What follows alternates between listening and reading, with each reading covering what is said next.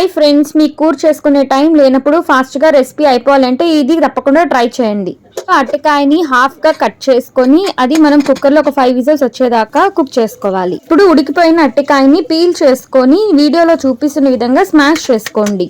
ఇప్పుడు పాన్ బాగా హీట్ అయిన తర్వాత తగినంత ఆయిల్ వేసుకొని పోపు కోసం ఆవాలు, ఉద్దిపప్పు అలాగే శనగపప్పు వేసుకొని లైట్గా ఫ్రై అయిన తర్వాత ఎండుమిరపకాయలు, కరివేపాకు వేసుకొని బాగా ఫ్రై చేసుకోండి. చూసారా, ఇలాగా ఫ్రై అయిపోయిన తర్వాత కట్ చేసుకున్న ఆనియన్స్, కొంచెం సాల్ట్ వేసుకొని ఫ్రై చేసుకోవాలి. తర్వాత అల్లం తెల్లగడ్డని దంచుకొని ఈ టైంలో వేసుకుంటే ఫ్లేవర్ అనేది చాలా బాగుంటుంది.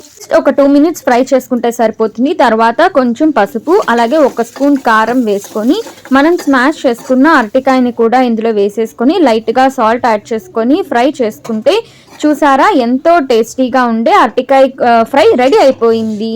Please like, share and subscribe my YouTube channel.